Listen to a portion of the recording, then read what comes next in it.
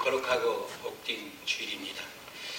온 땅이 하나님의 자녀들이 예배를 드리는 이 시간에도 우리 배단예교에서 예배를 드릴 때 기쁨과 은혜가 충만한 하루가 되기를 주님의 이름으로 기원합니다.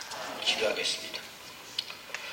점도 없고 흠도 없고 죄도 없으신 예수님께서 죄들을 살리시기 위하여 이 죄악이 많은 이 땅에 오셔서 핍박받으시고 고난받으시고 결국에는 죽음을 통하여 우리를 구원하신 하나님의 놀라우신 은혜와 사랑으로 인하여 우리가 오늘 또 이 자리에 구원받은 기쁨으로 섰습니다. 그리고 산제사 드리기 위하여 이 주님 제단에 나와 경배와 찬양을 드리고 또 죄들의 감사로 기도 드릴 때 하나님께서 허명하시고 이 험한 세상 이길 수 있도록 승리해 나가는 귀한 우리 권속들 되게 축복하여 주시옵소서. 오늘 또 저희들이 산예배 드리는 이 시간에 성령께서 함께 하셔서 복된 시간, 기쁜 시간, 성령 충만한 시간 되게 도와주시옵소서. 부족한 종은 십자가에 숨겨주시고 오직 말씀의 도구로만 사용해 주시길 원하고 살아계신 예수님의 이름으로 기도하옵나이다. 아멘. 의를 위하여 핍박을 받는 자 이렇게 나왔습니다. 의. 그리고 결과는 천국이 저희 것입니다. 지금까지 제가 금요일부터 나오는 말씀은 천국을 우리는 꼭 가야 되겠다. 그래서 천국을 가는데 어떤 조건과 어떻게 준비가 되어야 되는지를 좀 말씀을 드렸습니다. 그 중에 오늘은 핍박을 받는 자, 박해를 받는 자는 반드시 천국을 갈 수 있다. 박해와 핍박의 어떤 모습이죠. 예를 들어서 우리가 의를 위해서 핍박을 받는 게 아니고 자기의 정욕이나 자기의 어떤 탐욕에 의해서 핍박을 받는 일들이 많이 있죠. 그것은 죄를 받게 되고 대가를 받게 되지만 의를 위해서, 다시 말해서 주님 때문에 핍박을 받는 것, 또 그 나라 그 의를 위해서 또 영혼구를 위해서 핍박을 받는 것은 반드시 고속도로처럼 천국에 갈 수 있다. 어제도 언급했죠. 마가복음 10장 19절에 보면은 나와 복음을 위하여 본토와 아비와 자식을 버린 자, 우선순위를 복음과 그 의를 위해서 핍박을 받은 자는 핍박을 겸하여 받고 반드시 그 뒤에 영생을 못 얻을 자가 없느니라, 이런 말씀입니다. 여러분, 역사는 돌고 도는 것이 아니라 한 번 지나가면 돌아오지 않습니다. 지금 우리들은 계속해서 시간을 보내고 있습니다. 벌써 2년 반 전에 제가 여기 왔었지만 오늘 와보니까 2년 반의 시간이 지나간 것처럼 시간이 지나갈 때는 많은 모습들이 바뀌어지는 것인데 어떻게 바뀌어지느냐? 마지막으로 갈수록 계속해서 죄악은 관영하고 이제 종말적인 그런 증세들이 나타나고 있죠. 그래서 지금은 마지막 때입니다. 마지막 때, 사단의 역사가 아주 판을 치고 있는 때입니다. 우리가 눈을 들어서 보면 악한 마귀, 사탄들이, 권세들이 지금 주님의 재림이 다가오니까 그들이 발광을 하고 있는 모습들을 보게 됩니다. 그때 우리가 어떻게 준비하고 살아가야 천국에 가나? 세상 말의 고생은 사서 또 하라. 핍박을 받아야 됩니다. 사서라도 자청에서도 핍박과 박해를 받을 때 하나님의 나라가 들어갈 수 있는 공식입니다. 그래서 마귀는 하나님의 허락 없이는 절대 힘을 쓸 수 없다는 그런 사실을 믿고서 우리가 핍박을 받을 때는 그 핍박이 아주 힘이 들지 않고 가볍습니다. 그러나 핍박을 두려워하고 무서울 적에는 그게 견디기가 힘들죠. 하나님께서는 우리를 마지막 때 왜 살아가도록 이렇게 생명이 이때 우리가 생명이 부지되어 있는지, 우리가 해야 할 큰 일이 있는데 그 일은 무엇일까요? 바로 그 의를 위해서 핍박을 받는 것입니다. 지금 마지막 때에 남아있는 영혼 구원들이 우리 몫입니다. 땅끝 40년 십창문 지역에 약 20억이 지금 우리를 기다리고 있습니다. 그들을 위해서 우리가 그곳에 가든지 또는 이곳에 있든지 간에 핍박을 받아야 되지 않겠나, 이런 말씀을 전제하면서 만일 그렇게 하지 않는다면 우리는 하나님의 사역을 중단시키고 우리는 하나님 앞에 섰을 때 나는 너를 모르리라, 이런 응답을 받게 되면 우리는 배교의 동참이 자동적으로 되게 됩니다. 배교 아시죠? 배교. 마지막 때 일어나는 배교 통합, 그런 영적인 상황을 말하게 되는데요. 영분별이 없어진다는 얘기죠. 제가 이 핍박을 많이 받고 살아왔는데요. 아까 그림에서도 보면은 그 엑스레이 찍은 거 있잖아요. 그게 강직성 척추염이에요. 도저히 살아있을 수 없다는 의사의 진단입니다. 제 모든 뼈는 관절마다 연골이 하나도 없어요. 지금 말로 비틀어져가지고 그냥 뼈끼리 붙어 있으니까 대나무처럼. 그게 아까 엑스레이 나오죠. 일어나기도 힘들고, 오늘 또 양말을 아까 기타 치는 집사님이 신겨주셨는데 양말도 신을 수 없고, 이 손이 무릎 밑을 내려가지 못했고 그러죠. 그런데 그런 핍박이 사단이 준 것이 아니고 의로 인하여 핍박을 받았기 때문에 제가 아픈 것 같은 이게 강한 그런 축복을 지금 오늘 제목으로 되어 있습니다. 지금부터 오래전에 1999년 제가 베트남에서 6번째 감옥을 들어갔을 때 이야기입니다. 갑자기 베트남 교회에서 설교를 하고 있는데 경찰과 수갑을 채가지고 데리고 들어갔습니다. 구치소에 들어가서 있는데 재판을 받을 때 제 죄목이 4가지예요. 그러니까 우리가 핍박을 당하지 않으면은 뭐 때문에 존재하고 또 왜 자기 사명이 깨달아지질 않아요. 다시 예를 들어서 말씀드리면 선교사로 나가 있는데 왜 베트남에서 선교를 못하게 하는지를 알 수가 없잖아요. 잡혀가봐야 아는 거예요. 핍박을 당해봐야 거기서 그 비밀을 발견하게 되죠. 그래서 제가 가니까 죄목이 4개예요. 4개인데 첫 번째는 종교법을 어기면서 종교활동을 하고 있다. 두 번째는 베트남 말로 설교를 하는데 공산당과 베트남 그 사상과 이념을 비평하고 그걸 반대한다. 세 번째는 의사도 아닌데 앰뷸런스를 타고 의사 가운을 입고 그 다음에 돌팔이 의사처럼 행동한다. 네 번째는 가정을 한국에서 망치고 그 다음에 베트남 와서 첩을 15대를 산다. 이게 제 죄목이에요. 그 조사를 받고 있는데 첫 번째 그들이 이제 조사하고 재판을 받고 있습니다. 재판장이 변호사를 통해서 얘기하는 것이죠. 미스터 장은 우리가 조사를 해봤더니 종교법을 위반한 것이 없다 그래요. 다 허가를 받아서 이 교회들을 세웠습니다. 그때만 해도 제가 한 70몇 개인가 99년도에 100개 가까이 됐었습니다. 지금은 217개인데 그래서 그 교회를 세우는 것이 전부 다 허가를 받았어요. 허가를 받았지 한 번도 제가 허가 없이 세운 건 없습니다. 가정에서 처소 예배를 드릴 때는 교회라는 얘기를 안 쓰고 그냥 우리가 집회 형식으로 예배를 드렸기 때문에 법에 걸리질 않죠. 베트남 법은 6가정이 감시 가정이에요. 그리고 6명 이상이 모이게 되면 집회 허가를 받아야 돼요.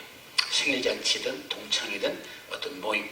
저는 주일날 집회 허가를 받죠. 주일날 우리 이스라엘 역사를 배운다 이렇게 해가지고 제가 초창기에 90년대에 들어가서 시작을 했던 것입니다. 그래서 그들이 20명, 40명, 100명 이렇게 넘어갈 때 건축 허가를 받아가지고 이제 가정집을 응접실 크게 세우고 저 뒤에다가 방 하나, 부엌 하나 만들고 응접실을 교회처럼 쓰기 위해서 십자가만 안 붙어있지 교회 모양으로 건축 허가를 받아 세웠습니다.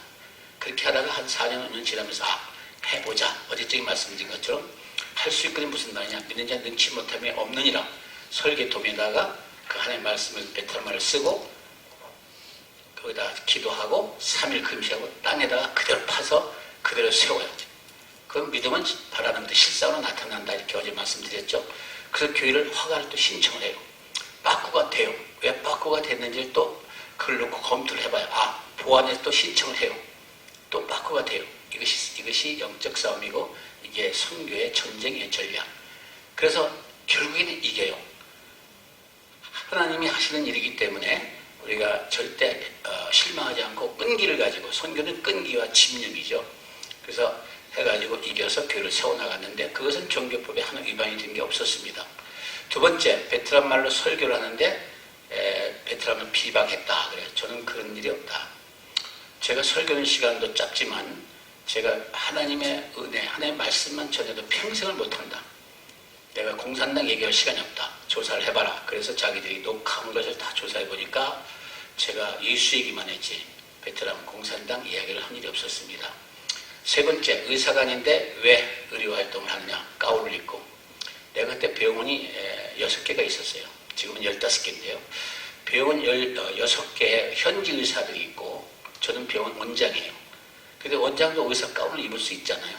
그리고 저는 의사라는 말 쓴 일이 없고 우리 의사들이 고치지 못하는 병을 제 손을 통해서 하나님이 고치셨거든요. 그 의사들은 치과에서는 이빨만 고치고 안과 눈만 고치고 내과 다 이 전문 과목들밖에 못하죠. 의사는. 그러나 하나님은 만인의 의사고 완전히 그 종합 의사잖아요. 치과 의사가 고치지 못하는 병, 중풍병자, 그 다음에 날 때부터 병든 자, 나같이 옛날에 식물인간 이런 것은 우리 의사들이 못 고쳐요. 베트남 의사들이. 그건 제 몫이에요. 그러니까 제가 가서 손을 얹고 내게 은과 금 없나니 내게 있는 것을 내게 주노라. 나사렛 예수 이름으로 명하니 깨끗이 치유될지어다 하면 일어나요. 그런데 이 사람의 심리가 그 우리 병원에 가보면 환자들이 불치의 환자들이 그냥 잔뜩 기다리고 있어요. 제가 외국인이니까 내가 아주 훌륭한 의사인 줄 그들이 생각이에요. 그게 믿음이죠. 그러면 그들은 또 청진기를 대주는 걸 원해요. 그냥 기도하는 것보다. 그리고 의사 가운을 입어야 믿음이 한 20%. 그 다음에 청진기를 걸치고 있으면 한 또 20%. 청진기 없는 것보다 그 아픈 사람은 낫기를 원하기 때문에 나 얼굴만 봐도 대머리에다 의사 같잖아요. 우리 목사님들 의사 비슷하잖아요, 지금. 그 모습이. 그래서 이제 가슴을 다 젖히고 쫓아와요. 그냥 가만히 있어. 그 믿음이죠. 낫고자 하는 그 갈급한 믿음. 그들이 또 청지기를 안 되면 자기가 끌어다가 갖다 대요. 자기 가슴에다. 할머니든 처녀든 아프면 가슴 다 젖히고 그 청지기 대야 뭐 들리는 게 뭐 알긴 하나 그냥 꼽아놓고 손을 얹고 내게 은과 금은 없나니 내게 있는 것으로 내게 주느라 나사렛 예수 이름으로 명하느니 치유될지어다. 사도행전 3장에 있는 말씀이죠. 그게 치유예요. 그렇게 됐을 때 그게 낫는데 내가 의사라고 할 일 없다. 그때 그런 역사가 일어날 때는요. 경찰들도 옆에 감시하다가 이제 한 사람 청지기 놓고 기도 빠져나가면 싱긋 웃는 사람이 있어요. 경찰 옷 벗어놓고 경찰도 앉아있어요. 안 아픈 사람이 없어요. 그렇게 해서 기적들이 많이 초창기 일어날 때인데 당신도 조사 내 이름으로 의사라고 한 일이 없고 나는 하나님 주신 그 은사가 있다. 이 손에. 그걸 가지고 당신 의사들이 고치지 못하는 병을 하나님께서 예수님께서 이 손을 통해서 고친 것이 내가 의사라고 한 일이 없다. 그리고 내가 병원을 세워서 6개 병원의 원장이니까 의사 가운을 입을 수 있다. 그것도 통과됐죠. 그 다음에 4번째, 당신은 한국에서 가정을 파탄시키고 베트남에 도망와서 첩을 15개를 산다 그래요. 그래서 무슨 첩이냐 했더니 우리 센터에 우리 쭉번 다오바 이런 아이들인데 학생들이 사이공대학교 내가 키우는 아이들이에요. 지금 다 그들이 장성해서 훌륭한 사람들이 됐잖아요. 그 아이들이 내 첩이래요. 그래서 내가 깜짝 놀라가지고 눈물이 가슴이 덜컥 나더라. 내 가정을 파탄시킨 것도 아니고. 그래서 내 전화기를 끄집어내서 전화기 좀 빌려달라고 했어요. 그 변호사한테 전화기를 내가 다이얼을 눌렀어요. 다이얼을 눌러놓고 여기 샌드라는 것을 누르시면은 영어 하시는 분이 있으면 누르시면 우리 집인들에게 전화가 가게 되면 여자가 받게 되면은 그게 우리 집사람이고 남자가 받게 되면 그게 아들이다. 나는 지금 99년도 그때 99년도 말했거든요. 내가 처음 내년이면 2000년도 아주 그 새철년 꿈을 가지고 소망을 가지고 계획도 세우고 금식도 하고 멋있게 그냥 2000년 설계를 하려고 내 계획이 있었는데 하나님의 그게 아니었어요. 1월 3일날 저를 잡아갔어요. 경찰에서. 2000년 1월 3일 1999년도 해가 넘어가면서 그래서 하나님은 그 핍박을 주는 것을 제가 얘기를 하는 겁니다. 제 삶이 전부 그렇게 되어 있어요. 그래서 꿈도 깨지고 감옥에 가서 나왔는데 내가 그 전화를 받는 집사람이 지금 살아있으면 우리 집사람이고 만약에 안 받는다면 죽었을 거다. 내가 여기 잡혀오기 전에 12월 초에 한국에서 집회하러 왔다가 집사람이 간암으로 삼성 어른 사형선고를 받았어요. 그 집에 들어오니까 저 충무에서 부흥회하고 또 전주 와서 부흥회하고 올라왔더니 간이 복수가 쳤어요. 그래가지고 고문풍선 같아요. 이렇게. 우리 둘째 아들이죠. 지난번에 얘기했던 지훈이가 그때 공익요원이었습니다. 공익요원. 그래가지고 군대가 얘가 엄마 야 너 엄마 왜 그러냐 했더니 사형선고 받았대요. 3개월밖에 못 산대요. 큰일 났구나. 근데 제가 베트남 목사를 셋을 데리고 나갔었거든요. 그들이 찬양도 하고. 옆에 같이 있다가 하룻밤 제가 집에 자고 내일은 베트남에 들어가야 돼요. 그런데 너무 불쌍해. 이렇게 부잣집 처녀가 저한테 시집와서 저 계산을 해보면 한 4년 같이 살았나? 숫자로 계산. 거의 다 이렇게 떨어져 있었어요. 나는 벽산에 근무할 때 감사, 교육감사실장 하면서 지방에 감사로 다니고 또 사업할 때 사업인으로 바쁘고 집사람은 또 교환교수로 미국에 가고 세종대학교 교수였거든요. 가만 죽는 모습을 보면서 생각해보니까 한 4년, 5년밖에 못 살았어요. 야, 이게 참 정들지 않게 한 것 같아, 하나님이. 그래서 가슴이 아파서 그냥 자신 있어? 그랬더니 고개를 흔들더라고요. 그러면 하나님 앞에 갈 수 있어? 믿음이 있어? 그랬더니 또 흔들더라고요. 아이, 큰일 났구나. 그래서 내가 저 기도 마지막으로 해줄게. 그리고 나는 베트남 가야 돼. 당신, 내가 남편이지만 삼성의료원 의사가 고치지 못한다고 삶의 선고 내렸잖아. 그러면 아무도 못 고쳐. 하나님밖에 없어. 내가 옆에 있으면 남편이라고 나 의지할 거야. 그럼 당신 안 돼요.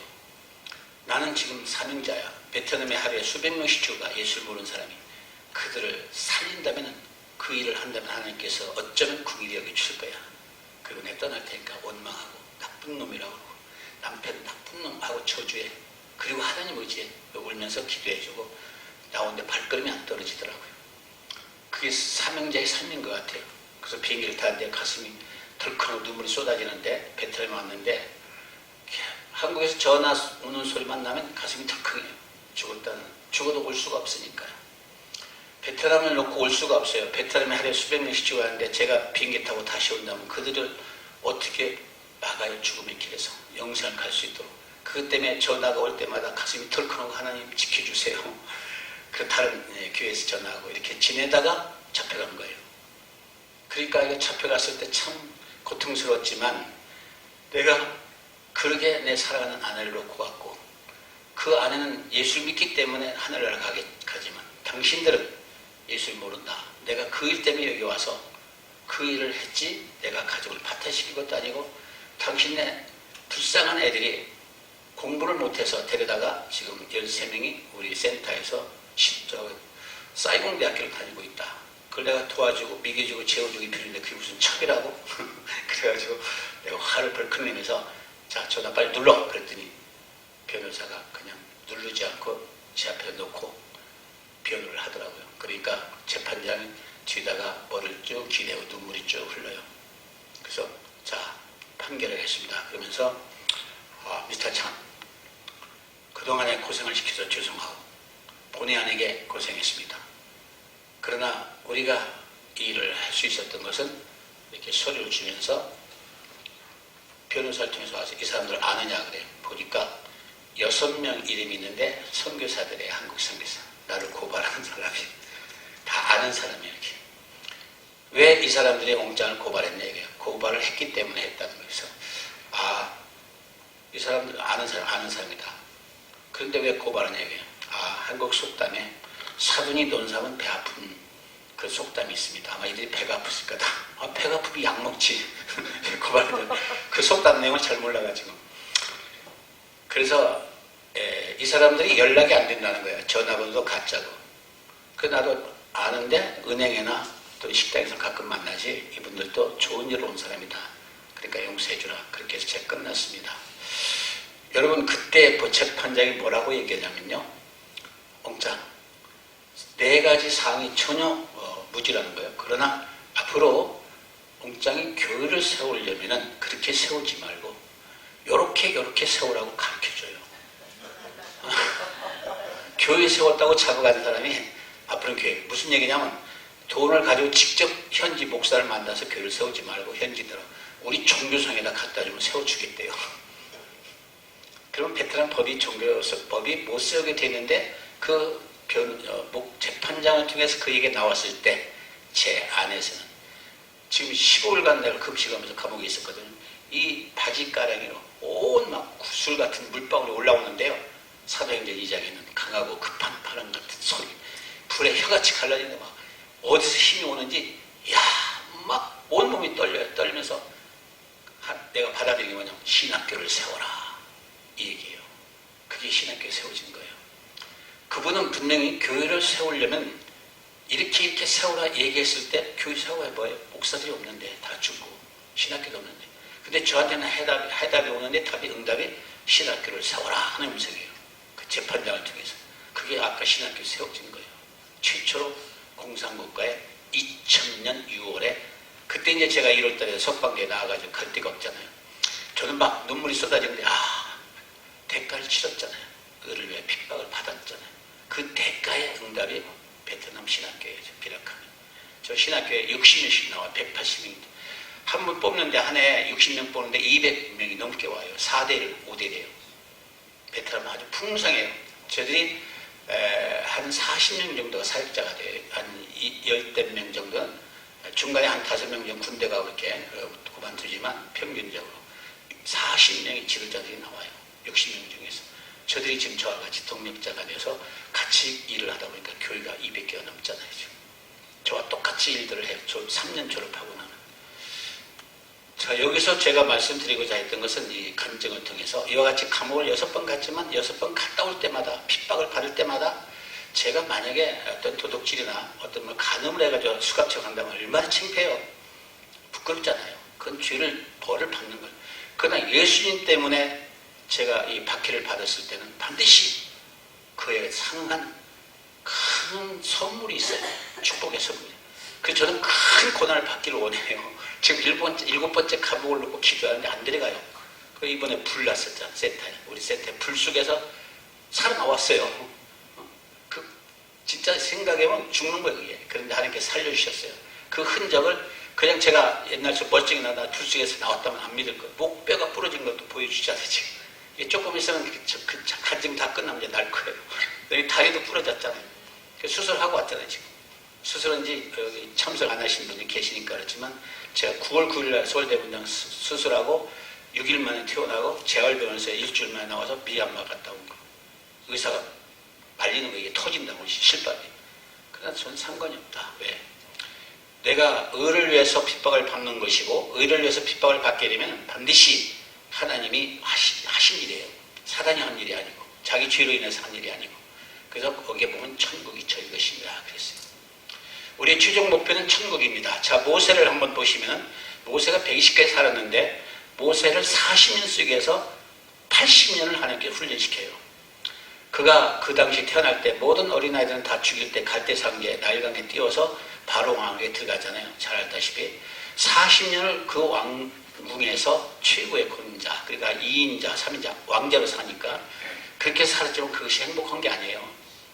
우리가 행복하게 사는 것이 부와 영화가 아니고 핍박을 받는 그 사건이 행복으로 이어져요. 축복으로. 그가 그렇게 훌륭하게 왕자로 살았지만 그의 삶은 결국엔 살인자가 돼버려요. 그러나 그가 회개하고 그 광야에서 40년 훈련을 받아요.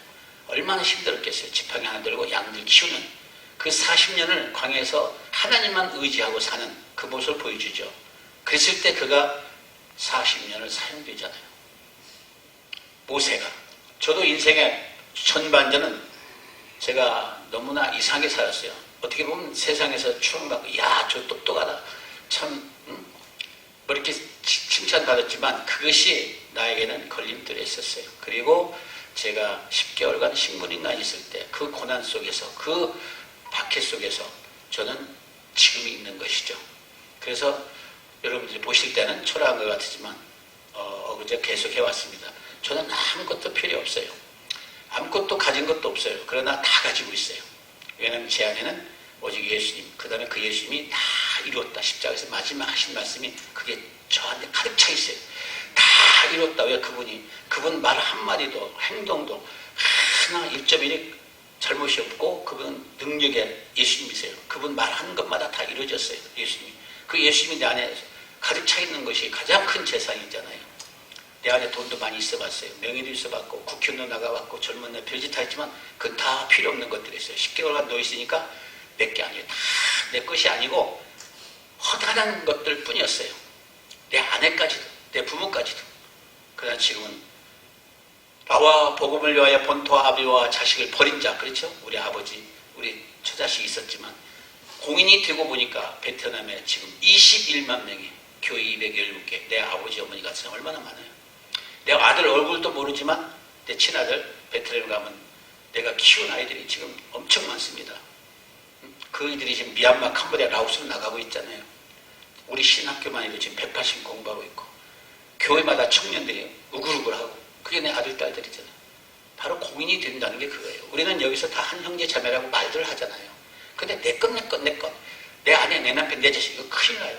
내 것이라는 것이 큰 탕자예요. 그게 바로 핍박을 받기는 그 대상인데 그것이 의 때문에 핍박받는 게 아니라 지옥으로 가는 핍박을 받게 되죠.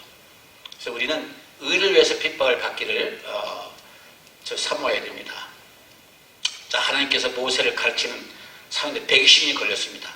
예수님께서는 이 땅에서 사실 때 초자연적인 삶을 사셨듯이 우리가 초자연적인 삶을 산다면 핍박 같은 거 아무것도 아닙니다. 여러분 저는 계속 당하고 있어요. 계속. 근데 그게 연단이라고 그러죠. 그게 강해지는 거예요. 핍박을 받게 되면. 그리고 무섭지가 않아요. 처음에는 이제 불이 나서 자다 일어났으니까 내가 놀래가지고 이리 뛰고 저리 뛰다 오징어 다리가 됐지만 나중에는 기도하고 나서 힘이 생겼다고 그러죠. 유리창을 깨고 제가 뛰어내리려고도 하고 그러다가 거기서 살아나는 그런 모습도 제가 간증을 했습니다. 그것뿐 아니라 이번에 가 수술을 하는데 똑같이 이 분당병원에 한 번 수술실이 38개인데 똑같이 수술하고 나오는 사람들이 쫙 회복실에 있는데 다들 소리 지르고 아프다고 그래요. 저는 하나도 안 아파요. 왜 안 아프냐? 이 고난, 이제 쉽게 얘기하자면 나한테 이게 큰 대수술이었잖아요. 그럼 이게 핍박이라고 생각합시다. 고난이라고, 환난이라고, 병이라고, 질병이라고. 이걸 보면 안 돼요. 우리가 고난을 당할 때 여러분들이 핍박을 당할 때 그 고난을 보지 마십시오. 병이 걸렸다. 병을 보지 말아요. 어차피 상황은 벌어진 건데 뭘 보느냐? 눈을 들어 위의 것. 하나님 십자가를 보시면 돼요. 우리가 대부분 믿음이 없는 사람들은 예수님을 알지 못하는 사람은 고난과 핍박과 질병이 생기게 되면 약국을 찾아가고 병을 찾아가요. 사람을 의지해요. 똑같은 방법인데 그것은 보이는 것들은 한계가 있어요. 보이는 것들은 한계가 있고 그 다음에 보이는 것들은 약해요. 보이지 않는 것. 바로 보이지 않는 영원하신 그 하나님. 바로 그 영생을 볼 수 있는 그런 믿음이 보면은 똑같이 아프지만 지금 고난을 당했지만 환난 가운데 있어요. 사업이 실패해가지고 절망 가운데 있어요. 그럼 맨날 그 생각 속에서는 벗어나질 못해요. 그 생각을 바꾸는 것이 믿음으로 주님을 바라보고 그 다음에 그 핍박을 주신 분을 바라보면 돼요. 주신 분. 사탄을 바라보니까 계속해서 사탄에 끌려가는 거고 그 주신 분이 하나님이시다 하고 하나님 바라보면 그게 바뀌어지는 것이죠. 축복으로. 그것을 이제 성령 충만한 예수님께서 우리에게 가르쳐 주셨듯이 우리는 성령을 받고 나서 살아야 됩니다. 그래서 예수님을 잘 보시면요. 예수님께서도 성령을 받기 전에는요. 그냥 살았어요. 평범하게. 마리아와 요셉 집에서 묵수로. 그죠? 그냥 사람이에요. 사람을 오셨기 때문에 사람 좀 살았어요. 어떤 역사가 나타나질 않았어요. 그러나 그가 요단강에서 세례를 받으시고 성령이 비둘같이 임하사 그 다음에 하늘에서 나는 네가 살아가는 내 아들이라. 그리고 그가 성령의 기름을 받으면 우리가 예수님을 영접해서 바로 그 모범을 보여주시죠. 여러분들이 세례를 받으면 권능이 와요. 그러면 예수님은 그것을 광야에 가서 40일 금식하고 그 다음에 돌아와서 공생에 들어가려고 할 때 마귀가 3번 시험을 해요. 그 마귀가 시험이 그 핍박인데 마귀가 시험 주는 것을 예수님이 어떻게 이기느냐면 말씀으로 이겨요. 말씀으로 이긴다는 건 하나님을 의지한다는 것이죠. 그러고 나서 그의 권능이 오니까 그 다음에 어디를 가시느냐. 요한복음 2장에 보면 가나 혼인잔치가 첫 번째 사역을 하셔요. 첫 번째 사역을 우리에게 보여주시는 걸 잘 기억해 보시면 포도주가 다 떨어졌을 때 마리아가 예수여 포도주가 떨어졌나이다 하니까 예수님 뭐라고 하냐면 엊그저께까지는 어머니라고 하는데 어머니라고 안 해요. 여자여 나와 무슨 상관이 있느냐. 그죠? 그 다음에 하인들한테 물을 갖다 가득 채워라 그래. 가득 채워라. 그 말씀입니다. 예수님 말씀이 물이에요. 물. 그 물로 가득 항아리에 채워져 있을 때 지금 물인데 이게 옮길 때 하이드를 옮길 때 포도주로 바뀌어져요. 그분이 그것을 보여주시면서 우리들한테 나를 따라오려거든 자신을 부인하고 십자가를 짊어지라. 십자가 의를 위해서 고난을 받아라 이거거든요. 그런데 거기서 중요한 것이 어머니 보고 어머니랑 안 하잖아요. 그분이 마가복음 10장 29절에 와서도 나와 복음을 위하여 본토와 아비와 자식을 버린 자는 아브라함을 하나님께 부르실 때도 본토 아비 친척을 떠나라. 성경에 보면 다 그러죠. 거기서 능력이 거기 들어가는 거예요. 그러니까 예수님께서도 왜 여자를 어머니라고 안 하냐 하면 육신만 빌려서 태어난 거지 절대 마리아의 피가 선방울도 섞이지 않았어요. 여러분들이 아시겠지만 제가 전에 생리학적으로 여자의 몸 자궁은 골반에 이렇게 육모들기처럼 들어가 있어요. 육모들기처럼 배아림처럼. 그래서 정자가 씨고 생명이고 난자가 세포에 있어요. 어머니. 그게 합쳐져야 아기가 돼요. 생명이 피에 있어요. 생명이 피에. 난자에 있는 게 아니라 정자에 있어요.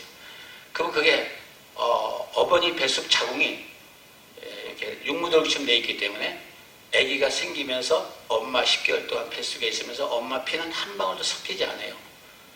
피는 생성돼서 정자에서 생성되기 때문에 그 생명이 10개월 동안 그 우리 아빠의 피가 자라고 있는 것이고 어머니 세포는 얼굴을 닮을 수가 있지만 엄마 정맥, 동맥, 엄마 몸에 있는 피가 한 방울도 들어갈 수가 없어요. 난자에도 피가 없고.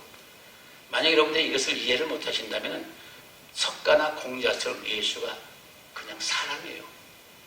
그러나 예수님은 그 우리를 위해서 성령으로 잉태했다.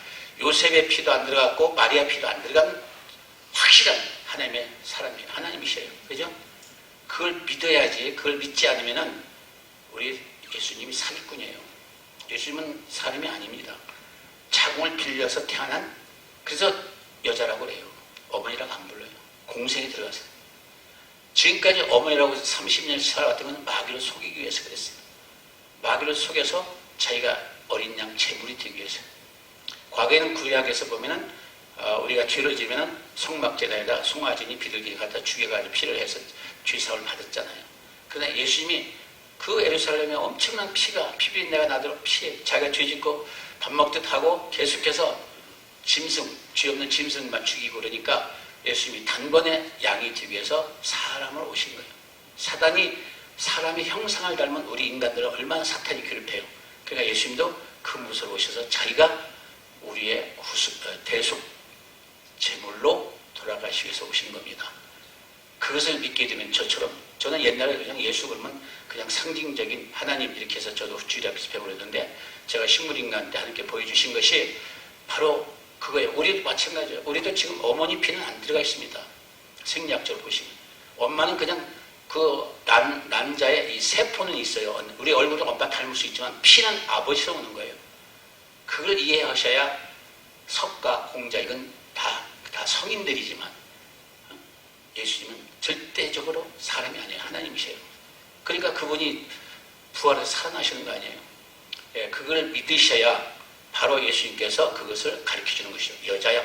이제부터는 사람이 아니요. 예수님이 하나님이고 그 마리아는 자궁만 빌린 거예요. 요즘에 이렇게 남자 여자 이렇게 해서 시험관 아기 만들듯이 그죠? 근데 여자 피가 없다는 걸 꼭 기억하시고요. 그래서 우리는 예수의 피가 보혈의 피라고 하잖아요.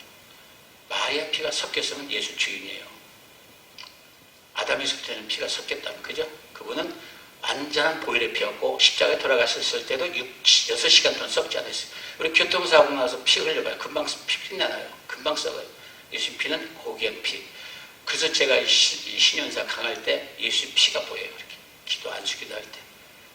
빌라도 법정에서 채찍에 맞는 피. 그것이 신의 피예요.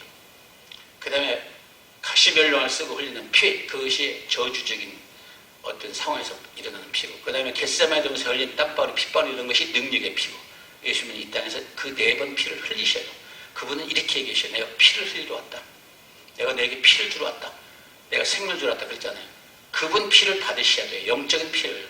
그러면 성령이 충만해진다. 오늘 저 주보에도 보니까 예수의 피로 구원받은 시인들은 표가 있던데요. 우리 베다니 교회. 바로 그 보혈의 피. 이것을 우리가 사모하시면 돼요. 그러니까 핍박을 받을 때 그 예수 보혈의 피를 우리가 수혈을 받으면 돼요. 영적으로. 그 영적으로 수혈을 받는 것이 육적인 피도 제가 이번에 여기 3시간 수술을 하는데 엄청난 피를 흘렸다고 수혈을 해야 된대요. 그래가지고 병원에 있는 피는 좀 안 좋대요. 그래서 누가 O형을 좀 찾으러 왔다 갔다 하는 사이에 인턴 주치의사가 뛰어다니더만 아이고 목사님 체온을 다시 한번 재고 피를 빼가더만 염통에서 신생아 간 기능이 있어가지고 제가 쿡쿡쿡 솟아나온대요. 그래서 수혈 안 했어요. 피를 그렇게 많이 흘렸는데 비결이 처음에 수술실에 나오니까 비결이 좀 있더라고요. 그래가지고 피를 너무 많이 흘렸다고 지금 많이 수혈을 받아야 된다고 그러더만 뭐 1시간 지나니까 이게 송송 쏟아나요. 저 지치지 않잖아요. 저는 이게 옛날에 하영조 목사가 저한테 와서 기도받았던 이유가 제 간이 연세대학교 세브란스 병원 가면 김경륜 박사 방에 가면 이렇게 백지로 써준 게 사인. 거기다가 장윤아 선교사님 돌아가시면 간을 연구하겠다고 제가 사인해 줬어요. 제가 신생아, 제 60살 때 세브란스 병원에서 진찰받는데 그 의사가 목사님 신기합니다. 목사님 간은 신생아 기능이 있대요. 왜냐하면 간은 아프지도 않아요. 아프면 간은 약이 없어요. 만약에 제가 이렇게 과로하고요. 지금 저는 막 어저께도 한숨 안 잤잖아요. 그저께 참 안 자고도 이렇게 펄펄 하는 이유는 뭐냐면 만약에 과로에 간이 나쁘다는 즉사예요. 과로에. 근데 저는 간은 아주 깨끗해요. 왜? 10개월 동안 잤기 때문에. 간은 자야 낫는데요. 황수관 박사 그러잖아요. 그래서 10개월간 여러분 자요 그러면 10개월간. 그럼 간이 깨끗해져요. 네, 우리가 지금 그쪽에 시간을 많이 했는데 핍박을 우리가 축복으로 바꾸는 방법은 하나님께서 하시지만 우리 상태를 보고 하십니다. 그 핍박을 왔을 때 우리가 기쁨으로 감사하면 돼요. 그런데 아유 속상해. 아유 이게 왜 이렇게 어려움만 당해. 아유 지긋지긋해 하지 마세요. 절대. 그것을 사단이 기다리고 있어요. 우리 안에는 두 개의 사단이 있는데 이 안에 있는 사단이 밖에 있는 사단과 짝을 지게 되면 번져나가요. 안에 있는 것을 절대 밖으로 나오지 못하도록 해야 돼요. 사단이 우리 안에 사단이 있어요. 어디는 로마서 7장 17절에 보세요. 내 안에 두 개의 법이 있다고 그래요. 근데 거기에 그 어둠의 영이 있어요. 그게 공존하고 있어요.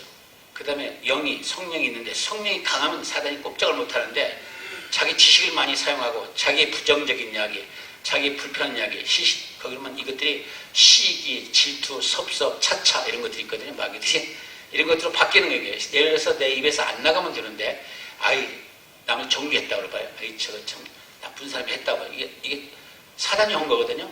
성령이 한 게 아니거든요. 이게 나가서 번지고 돌아다녀요.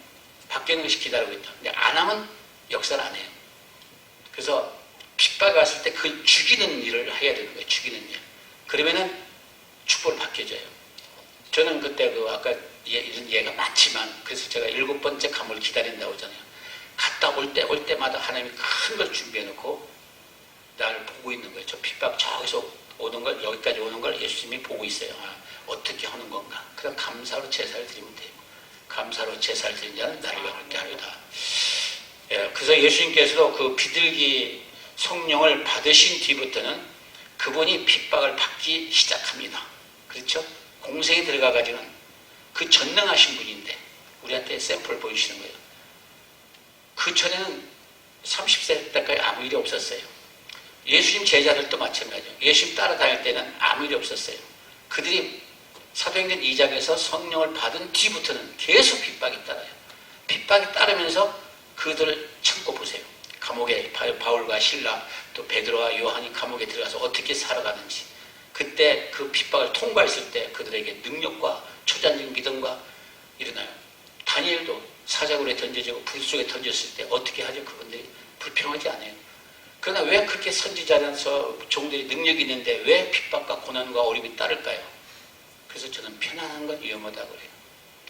그것이 계속 이어져야 된다는 거예요. 저는 예수님의 12제자들에게도 오순절 성령 받기 전에는 그들이 핍박을 받지 않았습니다. 그러나 그들은 오순절 성령을 받고 사역을 하다가 감옥에 갇히기도 하고 끌려가서 매를 맞기도 하고 그런 핍박들이 많이 나와요.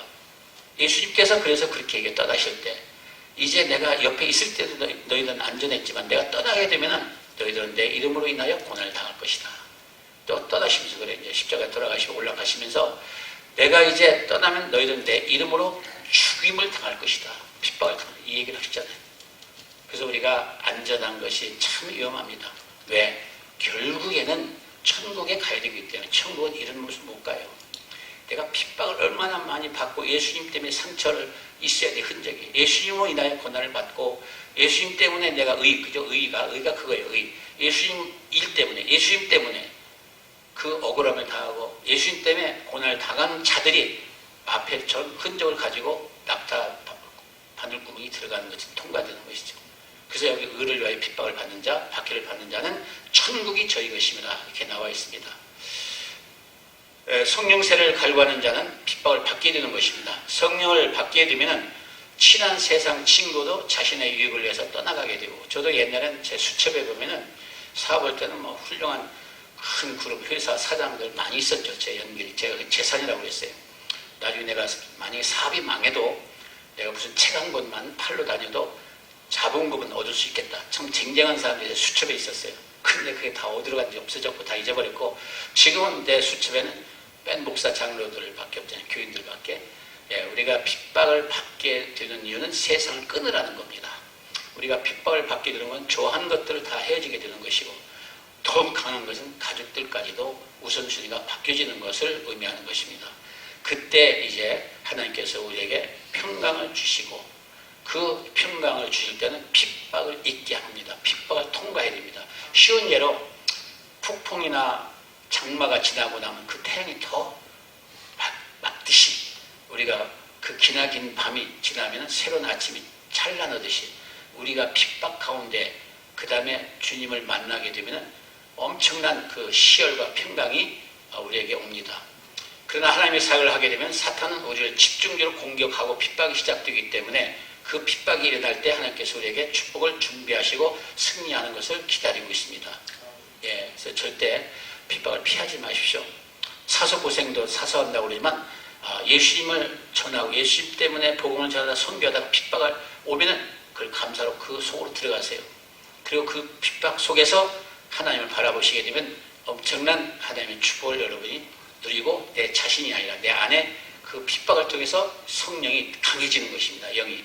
그래가지고 여러분의 인생에서 어떤 고난과 핍박을 겪고 있다고 할 때 그 핍박이 축복으로 전환된다는 것을 생각한다면 그거 아무것도 아니에요. 어려운 거 고난 상관이 없어요. 그렇게 생각을 바꾸면. 그리고 여러분에게 닥친 고난과 핍박은 문제가 되질 않습니다. 여기서 중요한 것이 있습니다. 핍박이 왔을 때 여러분이 무엇을 하느냐 이것입니다. 고난이 왔을 때, 돈이 없을 때 돈을 벌러 나가는 거냐, 생각해 보세요. 절대로 여러분의 직면한 문제는 너무 크거나 너무 극복할 수 없는 것이라고 생각을 하지 않는 것이 해결 방법이에요. 그것을 붙들고 있으면 더 번져요. 어저께도 얘기했죠. 김미화 동두동, 용두동 감리교에 있는 김미경, 그분이 유방으로 다 죽어가는데 베트남 와서 제가 초코파이 2개 사가지고 커피낭 밑에다 갖다 놓으니까 고름이 없어요. 낫다고 그러잖아요. 왜? 그거 자꾸 안 가요. 아이고 나 이거 다 이제 죽었네. 큰일 났네. 이제 고름도 나오네. 뼈만 나오네. 죽어야 죽으러 가는 거예요. 그게. 그렇게 가는 거예요.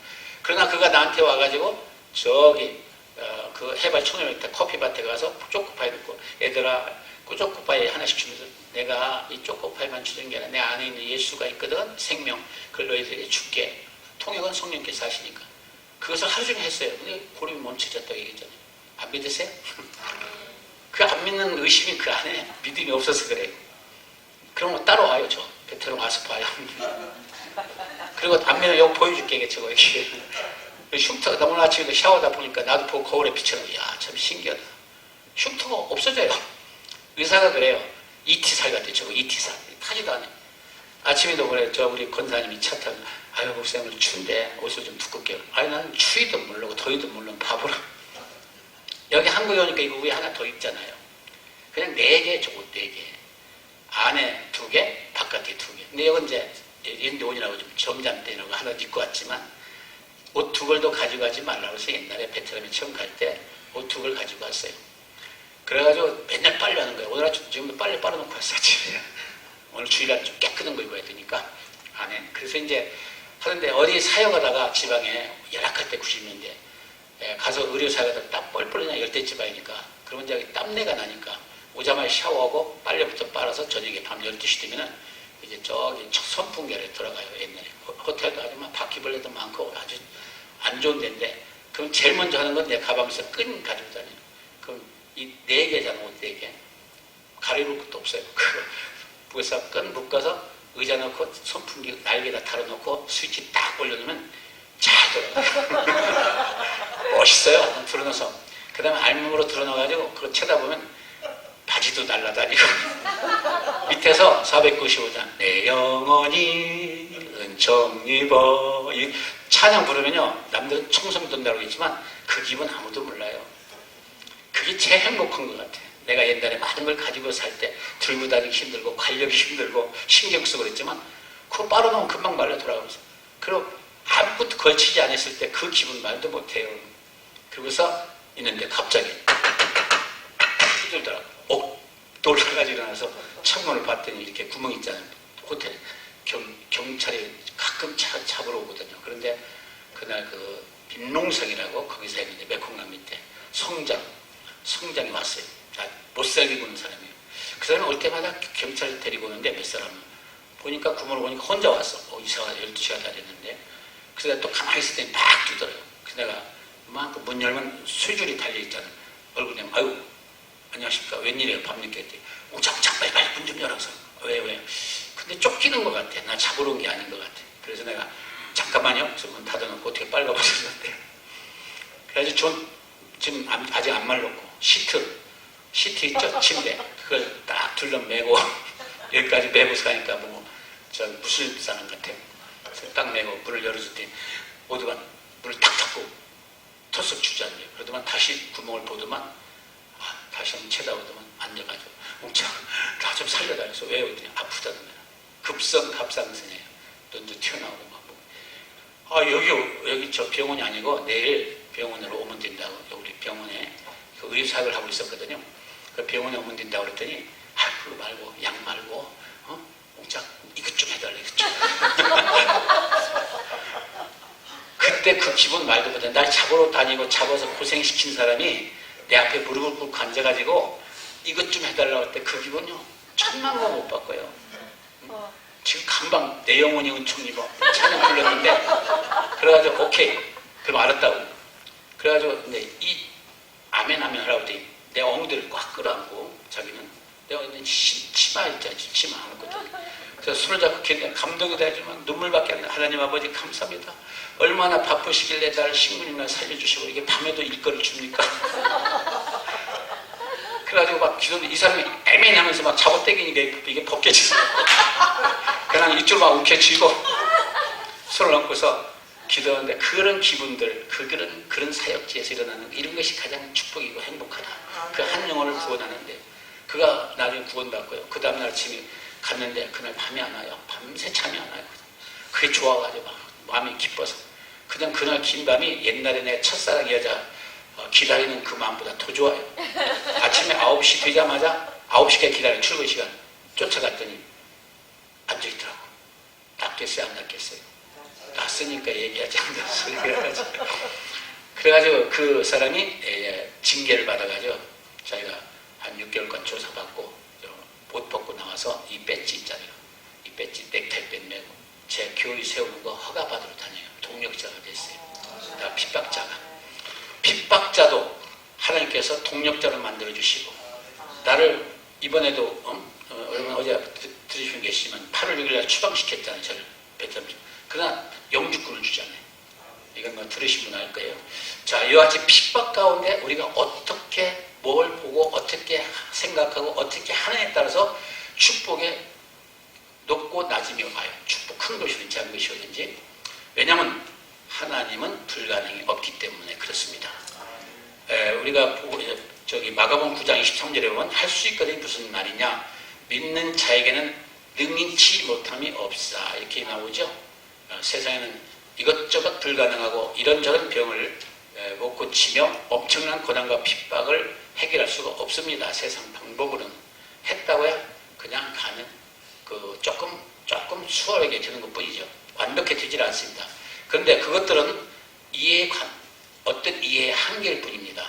여러분, 우리는 그것들을 생각 한계에 의해서 우리의 삶이 좌우되서는 안 돼요. 핍박과 고난과 어떤 질병 속에서 헤매는 사람들 보면 그것들 속에서 자기 인생을 그냥 망쳐가요. 왜 그것들의 좌우가 되죠? 우리가 하나님 자녀는 나도 깨닫지 못할 때 그랬어요. 식물인간 때 그랬어요. 10개월 동안. 그런데 잘 생각해보세요. 지금 내가 코바상 때 걸렸다. 아니면 질병에 걸렸다. 사업이 망했다. 지금 어려움을 당하고 있다. 그것을 벗어날 수가 있어요. 세상 속담도 뭐냐면 하늘 문을 살아날 구멍이 있다 그러는데 그것들에 붙들려 있기 때문에 그래요. 우리가 그것들로 인해서 그 귀한 하나님의 자녀의 그 능력과 고난이 거기에 뺏기고 살아야 돼요. 그 절대 좌우되어서는 안 됩니다. 그것들을 한계가 있는 것들에 대해서 우리가 좌우되고 그렇게 끌려가고 있습니다. 불치의 병이라는 건 없는 거예요. 핍박이라는 것은 영원한 것이 아닙니다. 바로 불치의 병과 핍박을 통해서 하나님은 더 큰 것을 보여주기 위해서 주셨던 하나님의 은혜요 축복인 것인데 그것을 뚫고 나올 수가 있어요. 얼마든지. 우리들은 믿는 자들에게 그리스도 예수 안에서 모든 종류의 고난과 아픔과 질병과 핍박을 받게 되는 동시에 그것들을 고칠 능력과 권세도 함께 주시는 거예요. 그런데 뭘 보느냐고요? 보는 데에 따라서 다르잖아요. 고난과 질병과 핍박을 보면은 그 속에서 나오질 못해요. 그러나 우리는 권세와 권능을 주셨어요. 그러니까 제가 어저께도 얘기했죠. 종에다가 교회를 그렸는데 기와집을 그리면 기와집이 돼요. 설계도가. 그러면 고난도 설계도라고 생각합시다. 설계도를 바꿀 수가 있어요. 고난을 바꿀 수가 있고 질병을 바꿀 수, 핍박을 바꿀 수가 있어요. 맨 처음에 서도 얘기했던 재판장이 바뀌어지잖아요. 나를 추방시켰던 이 나라 정부가 나를 영주권을 주잖아요. 뭘 바라봤죠? 제가 불쑥에서도 다쳤는데 목이 부러졌는데 다른 사람 같으면 70이 넘었으니까 나도 아들도 있고 며느리도 있고 그러잖아요. 아이고 병원에 가 있으면 의료보험도 있고 얼마나 편해요. 아니에요. 다쳤는데 하나님의 무슨 뜻이겠구나. 아 스케줄이 있네. 지금 내가 워싱턴 DC 거기 한인 장로교 그냥 5월달에 왔다 갔다 제주도의 부흥이 이게 다 잡혀있어요. 사고 나기 전에. 그러면 사고 났다고 해서 하나님의 스케줄 바꾼다는 것은 그 의의를 지키는 사람이 아니죠. 목이 달라가도 저는 사명자이기 때문에 하나님의 계획은 절대 안 바꿔요. 그러니까 그것이 8월 말까지 잡혀 있었어요. 그래서 그걸 하러 다닌 거예요. 쩔뚝거리고 발이 4cm가 줄어들고 그 9월 8일날 입원해가지고 9월 9일날 수술하니까 의사가 놀래요. 왜 인정하느냐고. 수술이 힘들다고. 10개월 동안 이게 많이 부서졌다는 거예요. 아, 그럼 잘라버리라고. 잘라버리라고. 이거 없어도 된다고. 하나님 뭐 2달이 없는 사람도 사는데 그때 의사가 그 말 함부로 하느냐고. 아, 괜찮다고. 그 마취가 안 된대. 막 날 붙들고 척추가 다 붙어 있으니까 주사기 안 되는데 아, 그럼 나 안 하겠다고. 벌떡 일어났어요. 빨려붙고. 그랬더니 아이씨, 목사님 연구를 한다고 그래. 아, 뭐 이렇게 자꾸 복잡하게 하냐고. 나 그러면 수술 안 받는다. 그냥 이대로 살다 가는 게 하나님이 더 기뻐한다고. 자, 이렇게 제가 잘하는 게 아니고요. 이런 마음을 저는 아픈 걸 바라보질 않아요. 고난을 바라보지 않아요. 고난을 주신 하나님이 뭘 가지고 있는가를 그걸 보고 가면 절대 아프지도 않고 고난도 이겨요. 여러분들에게도 혹시 그런 게 있다면 그렇게 하세요. 하시면 돼요. 포기하거나 낙심하지 마십시오. 여러분의 심령 안에 예수 그리스도가 분명히 계신다고 믿는다면 여러분의 그 고난과 핍박이 어려움이 치유와 건강과 소망으로 지금 당장 바뀌어질 것입니다. 어저께 요한복음 1장 12절에 있잖아요. 어저저녁에 영접하는 자, 곧 그 이름을 믿는 자에게 여러분들이 예수님을 영접하셨어요. 그러니까 이 자리에 계셔요. 근데 그냥 왔다 갔다 하는 것이 되면 안 돼요. 영접한 것이 확실히 가득 차 있어요. 악업까지 물이 가득 차 있으면은 어떤 질병이 와도 고난이 와도 일시적이에요. 왜냐면 내 안에 예수님이 우선이 된다면 내가 하나님의 약속을 8월 말까지 있기 때문에 그거 하러 돌아다녔어요. 그 의를 위해서. 이게 다리 끌고 돌아다녔어요. 지팡이 짚고 뭐가 대고. 그러나 좀 불편하지만 내 영은 아무렇지도 않았어요. 마찬가지로 오늘도 여기 마찬가지 여러분들이 어떤 어려움과 고난과 핍박과 또는 사업의 실패 많은 문제들이 있다면 그것 때문에 인생이 좌우돼서는 안 되잖아요. 그건 일시적인 거예요. 그건 불가능이 없다고 그랬지 하나님은. 그 다음에 하나님은 믿는 자는 표적이 따른다고 그랬고 할 수 있길 무슨 말 하느냐. 믿는 자는 능치 못해 없다고 그랬어요. 예수님만 믿으면 그거 아무것도 아니라니까요. 예수님은 전능하시고 우리를 만드신 분이고 우리 안에 와 계셔요. 왜? 영접한 자, 그의 이름을 믿는 자는 하나님의 자녀가 되는 권세를 주셨다고 해 권세를 갖다 사장시키고 이 사단이 준 질병 아니면 그 고난과 핍박 속에서 몸부림을 치고 있느냐 이거죠. 이건 쉬운 거예요. 자주. 그렇게 사용을 안 하니까 그렇지. 그렇게 행동을 안 하니까 그렇지. 행동을 안 하는 믿음은 죽은 믿음이고 말로만 예수 믿는다. 집사, 장로, 권사지 가짜예요. 지금 그것을 가짜와 알곡과 가라지를 고를 때가 와서 처음에 제가 서두에 지금은 마지막 때다 얘기했어요. 우리가 지금 급합니다. 제가 와서 계속 메시지는 첫날부터 급합니다. 시간이 없습니다. 곧 어둠이 와요. 곧 어둠이 오면 주님이 재림도 어떻게 할 겁니까 지금. 속도가 엄청 빠릅니다 지금. 금세 바뀌어지고 있잖아요. 이 상황이 지금. 우리 한국을 한번 보세요. 한국이 엄청 축복을 받은 나라인데 지금 하나님께 혼나기 시작해요. 여러분 안에 있는 그리스도의 생명은, 즉 영성을 사용하실 때 그리스도의 생명에 강한 영향력이 복종해야 함을 선포하십시오. 사탄의 어떤 고난이나 질병에 복종하지 말고, 거기에 순종하지 말고, 그러면 영원히 일어나지를 못해요. 가장 비근한 예로 엊그저께 13일날 제가 미얀마에서 9일날 와가지고 13일 우리 박승철 선배가 계속 지금 이메일이 오는데, 저 카톡이 지금 살아나요. 다 죽었었어요. 아무도. 지금 저 일산암센터 사형선고 1년 전에 받고 재발해가지고, 그래도 다 죽어간다 누워있어요. 피도 토하고 눈도 다 안 보이고 이제 귀에서 고름이 나오고 송장이. 이번에 가서 제가 아시면 간증 몇 번 했으니까 했어요. 너 죽고 싶으냐? 살고 싶냐? 살고 싶대.